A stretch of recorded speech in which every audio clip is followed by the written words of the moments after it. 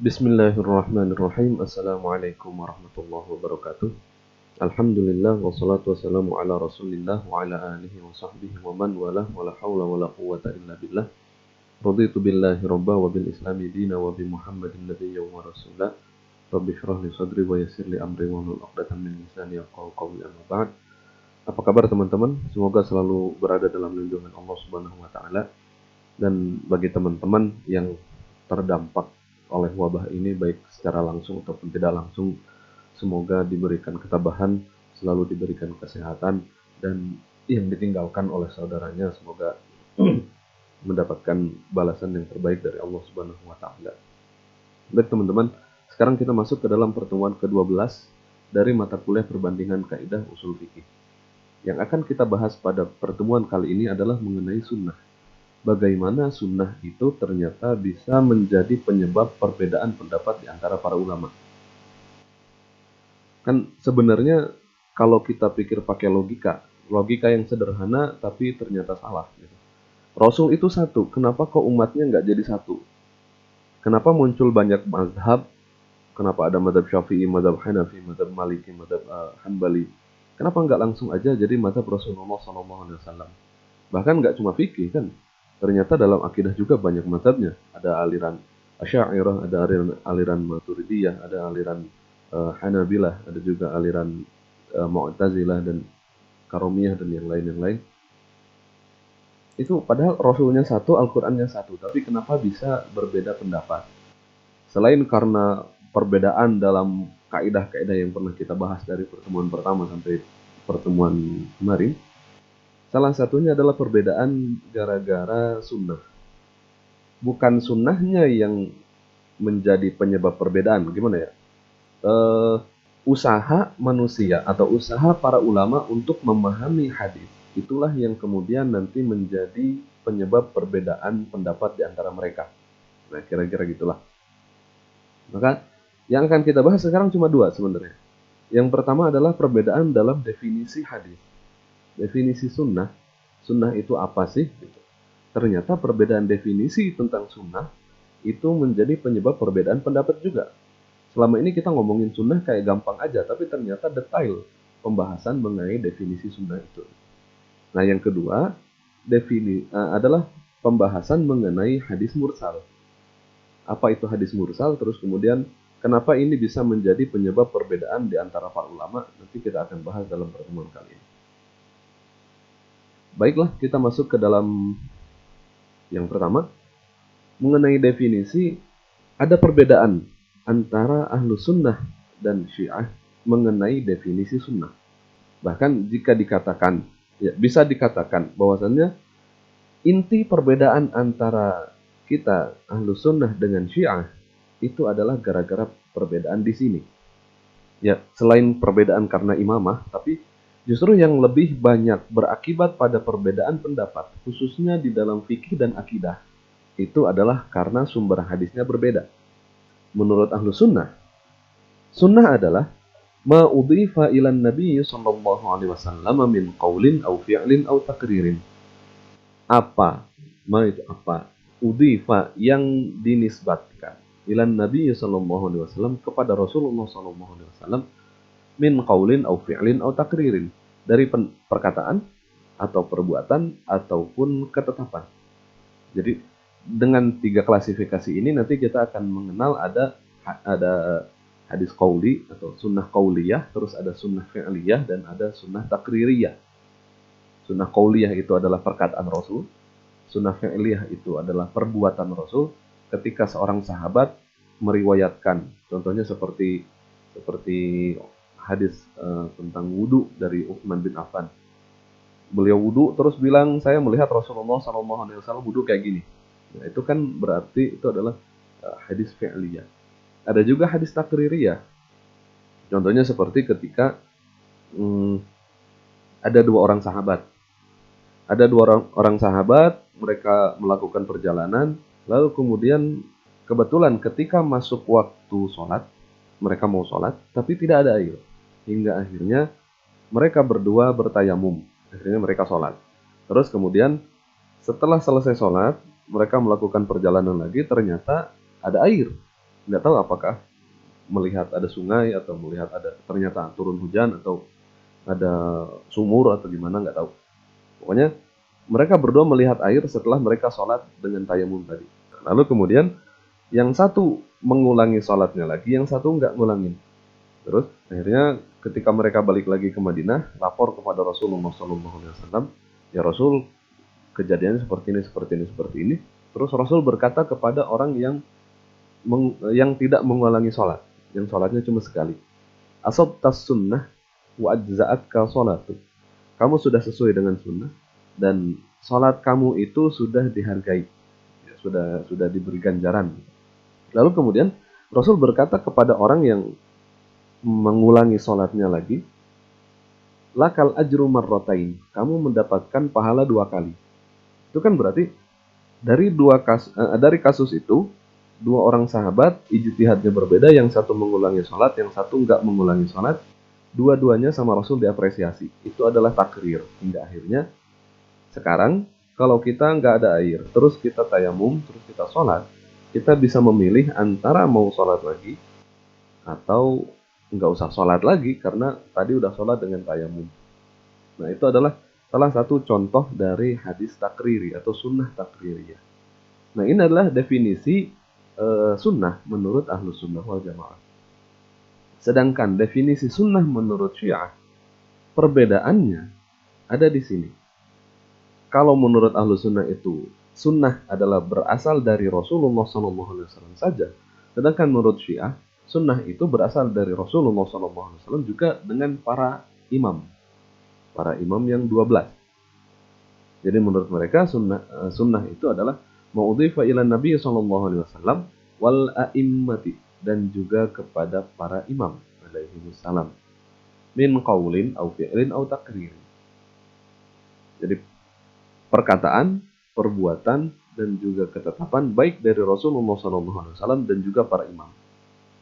Nah, dari sini kan bisa ditebak bahwasanya ternyata akan ada hadis-hadis yang ada di dalam sumber-sumber hadis Syiah, tapi tidak terdapat dalam sumber-sumber hadis Sunni. Ya, kadang-kadang berarti ada hadis yang ada di Sunni tapi nggak ada di Syiah, ada juga hadis yang ada di Syiah yang tidak ada di Sunni. Dan ya justru uniknya di sini. Kalau misalkan aliran-aliran lain seperti Mu'tazilah, terus kemudian Mu'tazilah, terus kemudian Jabariyah, Qadariyah, itu sumber hadisnya ya ini juga sama dengan Ahlus Sunnah wal Jamaah, yaitu ya Sahih Bukhari, Sahih Muslim, Sunan Tirmizi dan yang lain. Tapi kalau Syiah ini mereka sumbernya beda sendirian. Sumber-sumber Syiah ya minimal paling tidak 4 kitab utama. Yang pertama adalah Al-Istibsar, terus kemudian Man la yahdurul faqih, terus kemudian apalagi yang 2 lagi gitu. Itu adalah 4 kitab utama dalam kalangan Syiah. Lalu kemudian ya dari 4 ini lalu kemudian nanti ada dirasa, ada pendalaman, ada pengkajian, ada pengumpulan hingga terkumpul salah satu buku yang paling lengkap, bisa dibilang paling lengkap untuk mengumpulkan hadis-hadis Syiah. Itu adalah kitab Wasailus Syiah karya Al-Hur Al-Amili yang akan saya kutip di dalam materi kali ini. Nah, oke. Jadi perbedaan definisinya di situ. Kalau kita mau lihat kepada politik, ya teman-teman bisa lihat video saya yang membahas mengenai mazhab Syiah Imamiyah atau Syiah Isna Asyariyah dalam video di YouTube ini. Intinya karena emang sepanjang sejarahnya mereka itu dikejar, tersingkirkan, terus sembunyi-sembunyi. Kalau menyatakan dukungan kepada Sayyidina Ali, mereka akan dibunuh. Hingga akhirnya mereka semakin terpinggirkan, termarginalkan. Ya, hingga akhirnya bisa terjadi apa yang namanya sumber Syiah berbeda dengan sumber yang lain. Ya, karena itu. Nah, di antara akibat perbedaan yang muncul gara-gara perbedaan sumber hadis ini, sebenarnya banyak sekali, tapi kita cukupkan dalam masalah ibadah aja. Contoh yang pertama, tentang masalah mengucapkan amin setelah Fatihah di dalam sholat. Antum hati-hati kalau misalkan di sini biasa, baca amin keras-keras, terus kemudian nanti antum tiba-tiba datang ke Iran misalkan. Karena hukumnya berbeda. Menurut ahlu sunnah, disunnahkan mengucapkan amin. Meskipun apakah bersuara lantang atau enggak itu berbeda di antara ahli sunnah. Madzhab Hanafi mereka enggak membaca keras, lirih aja. Kalau misalkan madzhab Syafi'i yang membaca keras. Jadi kita di sini biasa baca keras, ketika kita ke Turki yang madzhab Hanafi juga jangan keras-keras karena mereka bacanya di dalam baca tapi enggak keras. Kalau Syiah justru diharamkan mengucapkan amin. Tuh. Dalilnya apa? Kalau di dalam Ahlus Sunnah ada dalil dari Sunan Tirmizi dan juga Sunan Abu Dawud. Yang dari Sunan Tirmizi an Wa'il bin Hujr, diriwayatkan dari Wa'il bin Hujr, beliau berkata, "Sama itu Nabi sallallahu alaihi wasallam qara'a." Saya mendengar Rasulullah sallallahu alaihi wasallam membaca ghairil maghdubi alaihim waladdallin. Rasul membaca itu dalam surat Al-Fatihah, faqala amin wa madda biha sautahu. Lalu setelah baca ghairil maghdubi alaihim waladdallin, Rasul langsung berkata amin wa madda biha sautahu dan suaranya dikeraskan. Itu dalam Sunan Tirmizi. Terus kemudian dalam Sunan Abu Dawud dikatakan an Abi Hurairah, diriwayatkan dari Abu Hurairah radhiyallahu anhu anna Nabiy sallallahu alaihi wasallam qala idza qala al-imam ghairil maghdubi alaihim waladdallin, jika imam berkata atau membaca ghairil maghdubi alaihim waladdallin faqulu amin, maka katakanlah kalian amin. Kenapa? Fa innahu man wafaqa qawlahu qaulal malaikat. Nah, fa innahu man wafaqa qawluhu, karena siapa yang perkataannya itu beriringan dengan perkataan malaikat, ghafara bihi ma taqaddama min dzambihi, ia akan diampuni dengan ucapan amin itu ma taqaddama min dzambihi, apa yang sudah lalu dari dosa-dosa yang dia. Jadi dosa-dosa dia yang telah lalu akan diampuni ketika dia membaca amin, dan bacaan aminnya itu berbarengan dengan bacaan amin malaikat. Itu berarti malaikat juga makmum bersama imam, terus malaikat juga membaca amin. Nah, kalau kita lihat dua hadis yang ini, hadis yang pertama itu adalah hadis fi'li atau sunnah fi'liyah. Karena seorang sahabat bercerita mendengar Rasul membaca ghairil maghdubi alaihim waladdallin dan juga Rasul berkata amin. Sedangkan yang kedua ada sunnah qauliyah. Karena Rasulullah SAW bersabda, menyuruh. Rasul berkata, kalau imam baca ghairil maghdubi alaihim waladdallin faqulu, maka katakanlah amin. Berarti ini kan perintah berarti sunnah qauliyah. Nah, ini hadis yang digunakan oleh Ahlus Sunnah yang menyatakan bahwa membaca amin, mengucapkan amin itu adalah sunnah. Meskipun mereka berbeda apakah aminnya itu keras atau enggak. Nah, sedangkan menurut Syiah itu diharamkan mengucapkan amin. Hadisnya apa? An Abi Abdillah, Abu Abdillah kalau di dalam kitab Wasail Syiah itu berarti Imam Ja'far As-Shadiq. An Ja'far As-Shadiq, dari Imam Ja'far As-Shadiq, Imam ke-6, Ali bin Abi Thalib, Hasan, Husain, Ali Zainal Abidin, terus Muhammad Al-Baqir, dan juga yang ke-6 adalah Ja'far As-Shadiq. Nah, dari Ja'far As-Shadiq, beliau berkata, "Idza kunta khalfa imamin," jika kamu berada di belakang imam, faqara'a alhamda, dan imam itu membaca alhamd, maksudnya adalah alhamdulillahirabbil alamin. Terus wa faragha min qiraatiha, dan imam selesai membaca Al-Fatihah itu, faqul anta, maka katakanlah kamu apa? Alhamdulillahirabbil alamin. Jadi setelah ghairil maghdubi alaihim waladdallin, kamu harus baca alhamdulillahirabbil alamin. Wala taqul amin, dan janganlah kamu berkata amin. Ini Ada dalam kitab Wasail Syiah karya Al-Hur Al-Amili. Berapa jilid itu? 22 jilid kalau nggak salah. PDF-nya ada, gampang dicari.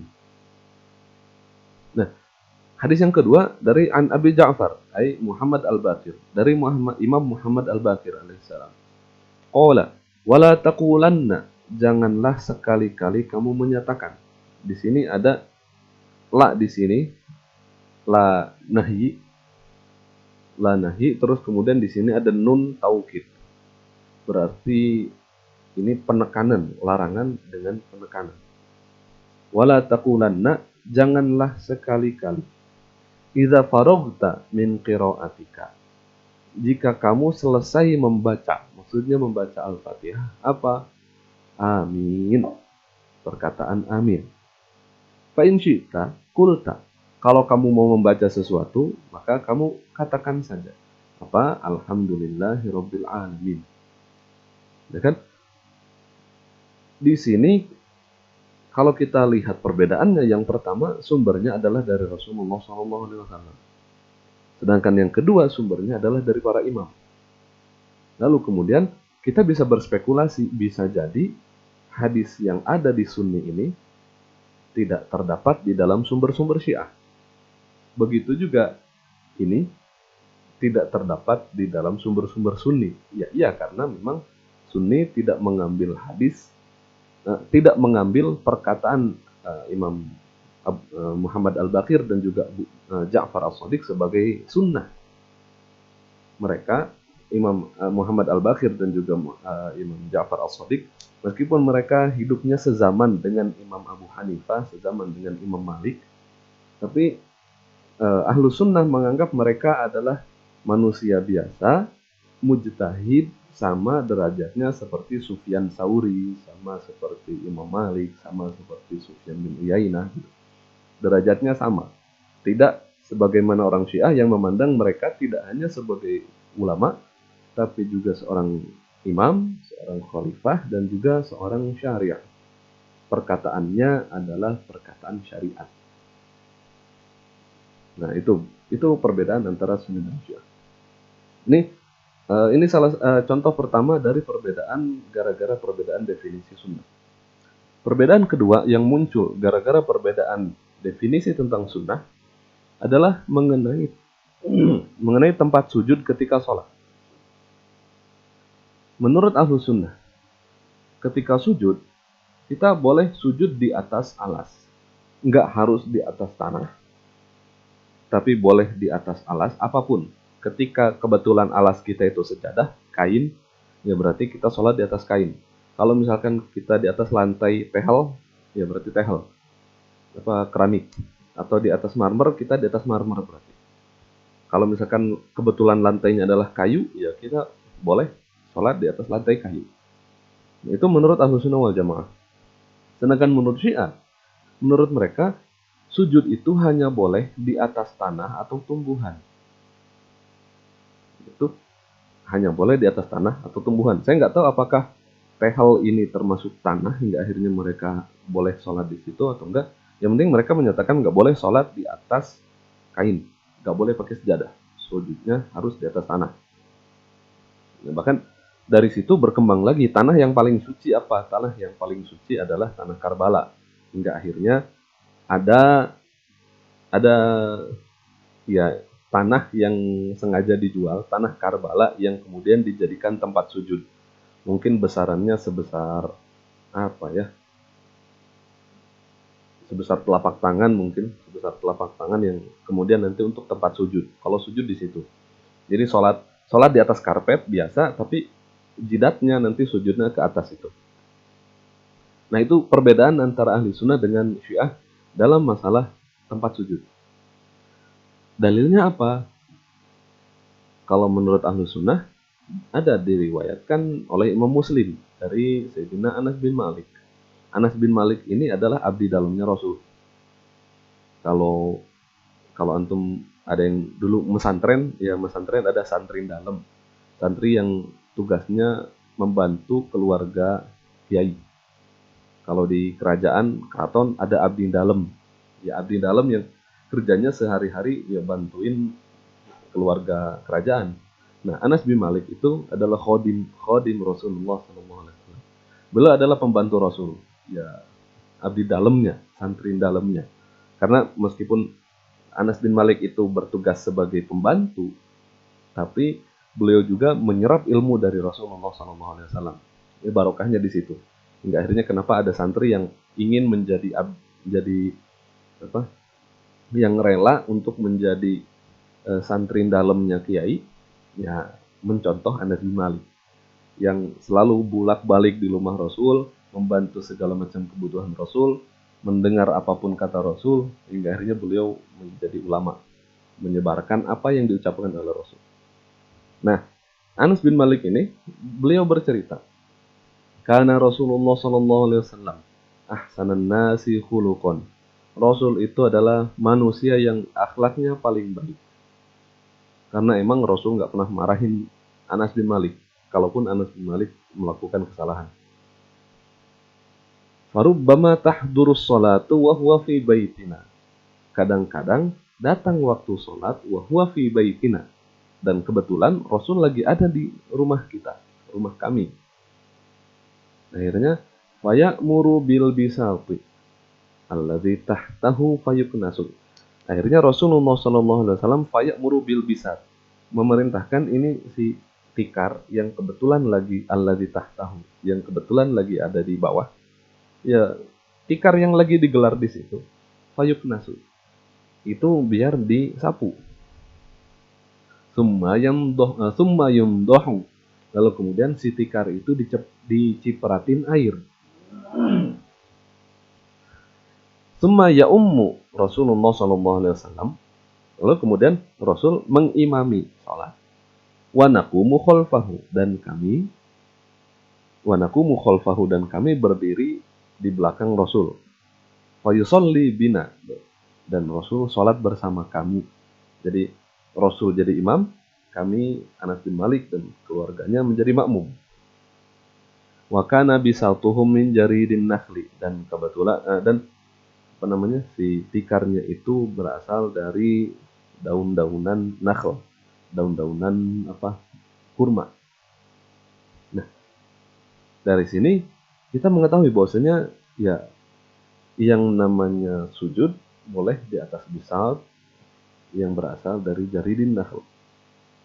Lalu kemudian dikiaskan kepada itu, berarti di atas kain pun boleh, di atas kayu pun boleh, di atas apapun boleh. Sedangkan menurut Syiah hanya boleh sujud di atas tanah atau tumbuhan. Karena ada hadis dari Abu Abdullah Ja'far As-Shadiq, beliau berkata, "As-sujudu la yajuzu illa ala al-ardi aw ala ma anbatatil ardu." Sujud itu la yajuz, tidak boleh, illa ala al-ardi, kecuali di atas tanah. Aw ala ma anbatat al-ardu, atau apa yang ditumbuhkan oleh bumi. Illa ma ukila aw lubisa, kecuali di atas kecuali sujud di atas apa yang dimakan, aw lubis, atau di atas sesuatu yang dipakai. Berarti kain nggak boleh, atau daun kalau daunnya misalkan daun sampel maka nggak boleh. Nah, itu yang menjadi landasan Syiah menyatakan nggak boleh sujud kecuali di atas tanah atau di atas tumbuhan. Nah, tadi adalah perbedaan yang muncul gara-gara perbedaan definisi. Maka sekarang kita masuk ke dalam perbedaan yang kedua dalam kaidah yang berkaitan dengan hadis. Sebenarnya ada satu buku yang secara komprehensif menulis tentang perbedaan yang muncul gara-gara hadis. Buku itu ditulis oleh Syekh Muhammad Awwamah. Judulnya adalah Atharul Hadis Asy-Syarif fi Ikhtilafil A'immatil Fuqaha. Dari judulnya aja udah ketahuan. Atharul Hadis Asy-Syarif, pengaruh hadis syarif fi Ikhtilafil A'immatil Fuqaha, pengaruh hadis syarif terhadap perbedaan para imam, para fuqaha. Buku ini dengan mudah kita cari di Google, klik aja, tulis aja kata ini, Atharul Hadis Asy-Syarif fi Ikhtilafil A'immatil Fuqaha Muhammad Awwamah, klik PDF gitu, nanti juga akan ketemu. Buku ini nggak terlalu tebal, agak tipis juga, tapi nggak terlalu tipis banget. Iya, sedang lah. Tapi buku ini bagus luar biasa. Kenapa? Karena ini menunjukkan bahwasanya urusan berdalil itu bukan cuma urusan hadisnya doang, tapi pemahaman terhadap hadis itu bagaimana. Karena bisa jadi satu hadis yang sama menyebabkan perbedaan pendapat yang banyak. Kita bisa ya mendapatkan pembahasan materi tentang ini secara komprehensif ada dalam kitab ini. Kalau teman-teman bisa bisa berbahasa Arab, bisa baca bahasa Arab, apalagi orang perbandingan mazhab, ya paling nggak harus punya buku ini, meskipun PDF-nya doang. Bagus lagi kalau PDF-nya terus kemudian di print dan dibaca dan dipahami untuk mendakwahkan perdamaian antar mazhab. Jadi biar biar kita masyarakat ini nggak ribet, nggak saling berkelahi cuma gara-gara beda mazhab. Karena gara-gara hadis para ulama bisa berbeda pendapat. Gitu. Nah, masalah yang kedua yang kita bahas adalah tentang hadis mursal. Apa itu hadis mursal? Lalu bagaimana pengaruhnya terhadap perbedaan pendapat di antara para ulama? Begini, hadis mursal adalah ketika seorang tabi'in senior langsung meriwayatkan hadis dari Rasulullah SAW tanpa menyebut nama sahabat yang menjadi perantara antara dia dengan Rasulullah. Tabi'in itu kan nggak pernah bertemu sama Rasul. Pastinya di antara tabi'in dengan Rasul itu ada perantara. Siapa sahabat yang menyampaikan dari Rasul kepada tabi'in itu. Tapi karena tabi'in ini senior dan dia hidup sehari-harinya hidup bersama para sahabat, jadi dia banyak dengar tentang hadis Rasul. Dia nggak ingat lagi siapa itu yang ngomong. Atau emang dia nggak mau menyebutkan si sahabat siapa aja yang ngomong tentang itu. Bisa jadi karena emang dia mendapatkan hal itu banyak dari para sahabat. Hingga akhirnya, dan juga karena emang dia senior, hidup antara beliau dengan Rasul nggak terlalu jauh jaraknya. Nah, maka dia tidak menyebutkan nama sahabatnya, tapi langsung berkata, qala Rasulullah Shallallahu Alaihi Wasallam. Nah, itu disebut dengan hadis mursal. Beberapa tabi'in senior yang melakukan irsal, yang yang meriwayatkan hadis dengan mursal, itu ada contohnya Sa'id bin Musayyab atau Ibrahim An-Nakhai. Ibrahim An-Nakhai yang kemudian nanti menjadi guru dari Imam Abu Hanifah. Terus kemudian ada Imam Hasan Basri. Antum juga pasti sering dengar yang namanya Imam Hasan Basri. Dan yang lain-lain. Nah, hadis mursal ini kan berarti terputus. Ya kan? Jadi karena hadis mursal ini ada terputus dalam jalurnya, maka apakah hadis mursal ini bisa digunakan atau enggak? Tuh.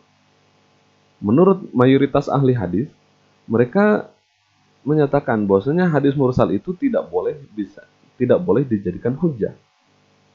Jadi mayoritas ahli hadis tidak menjadikan hadis mursal sebagai hujjah. Kenapa? Karena menurut ahli hadis, ya itu terputus, berarti kita masih meragukan ini benar dari Rasul atau enggak. Hingga akhirnya bagi mereka tolak aja hadis mursal itu. Imam Muslim berkata, wal mursalu minar riwayati fi asli qaulina wa qauli ahli ilmi bil akhbari laisa bihujjatin. Wal mursal, dan hadis mursal itu minar riwayat ya. Wal mursal minar riwayat. Hadis-hadis mursal atau riwayat-riwayat yang mursal itu fi asli qaulina dalam pendapat kami wa qauli ahli ilmi bil akhbar dan pendapat para ahli hadis laisa bihujjah, itu bukan hujjah, nggak bisa dijadikan landasan. Nah, itu menurut ahli hadis. Sedangkan menurut Imam Malik, ini mayoritas fuqaha sebenarnya, dan mayoritas fuqaha ada dua nanti di sini sama di sini. Imam Malik, lalu kemudian ada satu riwayat dari Imam Ahmad dan juga dari Ahnaf, mayoritas ulama mazhab Hanafi. Mereka menyatakan bahwasanya hadis mursal adalah hujjah. Di antara argumentasi yang digunakan adalah penerimaan para ahli ilmu terhadap riwayat Abdullah bin Abbas. Padahal kita ketahui bahwasanya Abdullah bin Abbas itu masih kecil ketika bersama Rasul, hingga dapat dipastikan beliau itu hanya sedikit mendengar dari Rasul itu secara langsung. Jadi hadis yang didengar secara langsung dari Rasul itu cuma sedikit. Karena ya pertama Sayyidina Abdullah bin Abbas itu masih kecil, terus bertemu dengan Rasulnya juga ketika masa mudanya itu nggak panjang. Ketika kecil kan, ya anak kecil kan seringnya main, jadi nggak terlalu ngeh.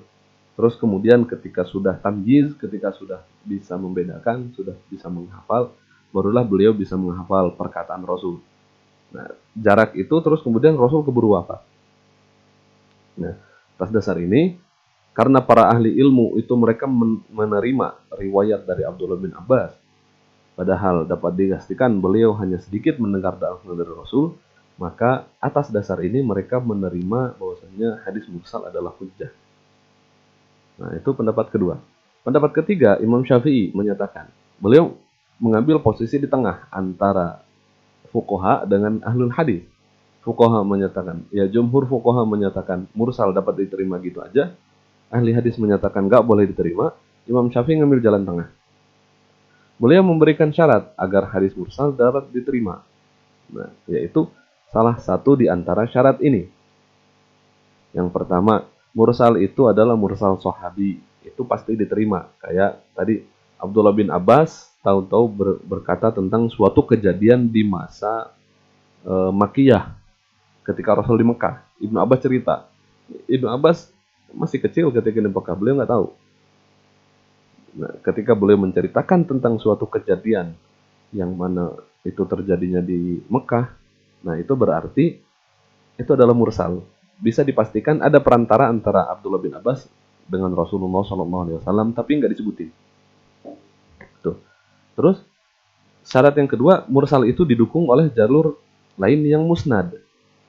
Ini oke, dia bukan mursal sahabi, tapi dia mursal tabi'in. Tapi mursal ini ada jalur lain yang musnad, yang nyambung. Berarti kan ada yang menguatkan. Hingga akhirnya itu boleh dipakai. Atau syarat yang ketiga, kalau dua syarat itu nggak terpenuhi, syarat yang ketiga ini, mursal ini didukung oleh perkataan sahabat. Jadi sesuai dengan pendapatnya sahabat, meskipun satu orang. Atau syarat yang keempat, mursal ini didukung oleh mayoritas ahli ilmu. Bisa jadi meskipun hadis ini mursal, tapi hadis itu dipakai oleh para ulama. Nah, berarti berarti hadis itu dipakai. Sekarang apa akibat perbedaan yang muncul gara-gara perbedaan ini? Kasus pertama, tertawa ketika sholat. Menurut Ahnaf, wudunya batal dan sholatnya juga batal. Landasannya adalah karena ada riwayat bahwasanya Rasulullah SAW menyuruh seorang lelaki yang tertawa ketika sholat untuk mengulang wudu dan sholatnya. Sedangkan menurut jumhur, wudunya nggak batal karena riwayat di atas adalah mursal. Tuh. Jadi ada hadis mursal yang menurut Ahnaf itu dijadikan hujjah. Ketika ada orang ketawa ketika sholat, akhirnya Rasul nyuruh dia untuk kamu sholat lagi, wudu lagi. Nah, sedangkan menurut jumhur, itu riwayatnya mursal, itu nggak usah dipakai. Gitu. Contoh yang kedua, qada bagi yang membatalkan puasa sunnah. Kalau puasa wajib, udah wajib qada lah, itu jelas. Nah, sekarang kalau misalkan puasa sunnah, antum puasa Senin, terus kemudian tiba-tiba diajak ditraktir makan sama teman. Sayang deh kalau misalkan ini ditinggalin, karena kebetulan diajak ditraktirnya di tempat makan yang antum udah lama pengen ke situ, atau antum nggak pernah mau ke situ karena emang harganya mahal. Ketika diajak sama teman ke situ ya itu kan kesempatan yang bagus gitu.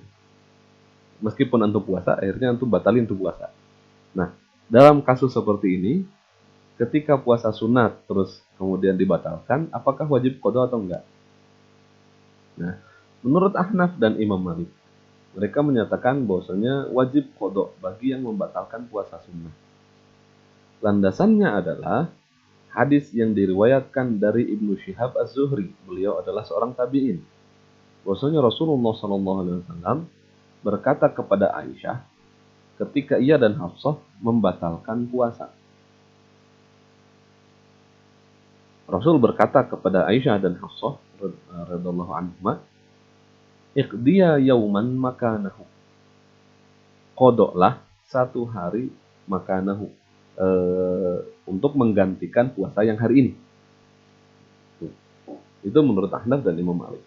Menurut Jumhur menyatakan tidak wajib kodok. Kenapa? Karena hadis Imam Zuhri di atas itu mursal. Jadi meskipun di atas tadi kita bilang ada 3 pendapat, satu pendapat mayoritas yang hadis, yang kedua pendapat fuqaha, yang ketiga pendapat yang ambil jalan tengah, tapi dalam prakteknya ternyata nggak selalu sesuai dengan perbedaan dalam di atasnya. Nah, contoh yang lain. Batal wudhu karena bersentuhan kulit dengan lawan jenis. Nah, ini menjadi permasalahan yang banyak dibahas. Ahnaf menyatakan tidak batal wudhu. Kenapa? Ya, tidak batal wudhu karena bersentuhan kulit dengan lawan jenis. Landasannya adalah hadis yang diriwayatkan oleh Abu Daud dari Ibrahim At-Taimi dari Aisyah. Bahwasanya Rasulullah SAW pernah mencium istrinya lalu langsung sholat tanpa berwudu lagi. Itu yang dijadikan landasan oleh Ahnaf. Sedangkan Imam Syafi'i menyatakan wudunya batal kalau bersentuhan kulit dengan lawan jenis. Beliau tidak mengambil hadis di atas karena hadis itu mursal. Dan ada hadis jalur lain yang beliau riwayatkan, tapi itu juga dhaif gitu. Jadi hadis itu mursal. Oke, kita nggak pakai hadis jalur itu. Saya juga meriwayatkan dari jalur lain, tapi ternyata jalur yang diriwayatkan ini, yang diriwayatkan oleh Imam Syafi'i ini jalurnya dhaif. Akhirnya nggak ada hadis itu nggak dipakai sama Imam Syafi'i. Tambah lagi Imam Syafi'i menggunakan dalil lain, yaitu berargumen dengan makna al-lams dalam ayat aula mastumun nisa. Dalam aula mastumun nisa ini, lams itu artinya bersentuhan. Maka ya udah, bersentuhan dalam ayat itu diartikan dengan bersentuhan berarti menyatakan berarti artinya itu batal. Sedangkan Imam Malik menyatakan wudunya batal jika dengan syahwat. Imam Ahmad memiliki 3 riwayat. Satu riwayat menyatakan batal, satu riwayat menyatakan tidak batal, satu riwayat menyatakan batal jika dengan syahwat. Nah, itu perbedaan yang muncul gara-gara hadis mursal. Ada satu lagi mengenai rawi yang tidak mengamalkan hadis yang diriwayatkan. Jika terdapat suatu hadis yang diriwayatkan dari seorang rawi, namun rawi tersebut ternyata tidak mengamalkan hadis tersebut, maka apakah hadisnya tetap digunakan atau ditinggalkan? Imam Syafi'i menyatakan bahwasanya hadisnya tetap diamalkan. Ia menyatakan bahwasanya hujjah itu adalah apa yang diriwayatkan dan bukan apa yang diamalkan. Karena bisa jadi ia meninggalkannya karena ijtihad dan kita tidak wajib mengikuti ijtihadnya. Nah, pendapat ini dipegang oleh jumhur. Pendapat kedua menyatakan bahwasanya hadisnya tidak bisa diamalkan karena jika rawi itu meninggalkan hadisnya dengan alasan yang dibenarkan, seperti karena nasah atau karena memang tidak otentik, maka hadisnya tidak bisa digunakan. Jikapun rawi itu meninggalkan hadisnya karena alasan yang tidak dibenarkan, jadi ada alasan yang dibenarkan dan alasan yang tidak dibenarkan, seperti karena ia tidak hafal, ia lupa atau lalai, maka gugur juga hadisnya karena dia tidak adil. Akibat perbedaannya apa? Yang pertama, mencuci wadah karena liur anjing. Jumhur menyatakan bahwasanya wadahnya harus dicuci sebanyak 7 kali. Karena hadis dari Abu Hurairah bahwasanya Rasulullah SAW bersabda, "Idza walaghal kalbu fi ina'i ahadikum falyuriqhu." Jika anjing itu minum dari wadah kalian, anjing minum kan pakai lidah. Nah, itu disebut dengan walagho. Kalau manusia itu syariba. Tapi sama, minum juga, cuma caranya beda. Falyuriqhu, hendaklah dibuang airnya.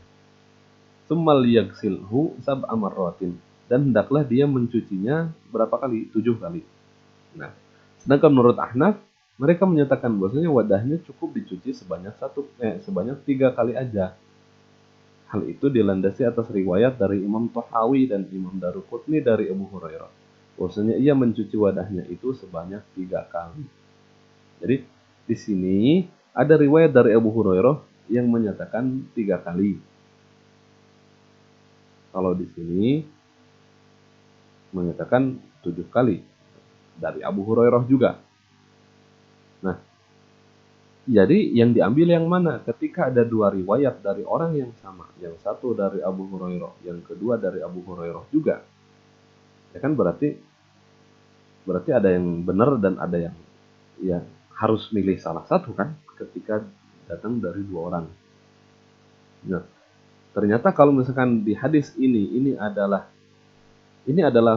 perbuatan Abu Hurairah, karena ia mencuci itu kan berarti Abu Hurairah. Yang di sini adalah perbuatan Abu Hurairah yang mencucinya 3 kali, sedangkan di sini adalah riwayat dari Abu Hurairah mencuci 7 kali. Jadi menurut jumhur, meskipun Abu Hurairah hanya mencuci 3 kali, tapi beliau meriwayatkan 7 kali, maka yang kita pakai adalah yang 7 kali. Sedangkan menurut Ahnaf, yang dipakai adalah yang ini. Karena ngapain Abu Hurairah meriwayatkan, tapi dia sendiri nggak mengamalkan. Nah, gitulah kira-kira. Ini teman-teman permasalahan yang muncul gara-gara hadis yang bisa kita bahas pada pertemuan kali ini. Kalau untuk yang lebih lengkap, yang lebih komprehensif, membahas mengenai perbedaan gara-gara hadis, antum bisa melihat kepada buku yang tadi saya sebutkan, Asarul Hadis Asy-Syarif fi Ikhtilafil A'immatil Fuqaha karya Syekh Muhammad Awwamah. Itu mudah dicari di Google, PDF-nya mudah dicari di Google, bisa di print. Saya juga melakukan itu. Saya cari di Google, ketemu, saya print. Bahkan itu saya fotokopi, saya baca sama teman-teman santri di sini. Ya, karena isinya memang penting. Baik, itu kira-kira yang bisa kita bahas pada pertemuan kali ini. Mohon maaf atas segala kesalahan. Semoga kita selalu dijaga oleh Allah Subhanahu wa taala. Wabillahi taufiq wal hidayah. Assalamualaikum warahmatullahi wabarakatuh.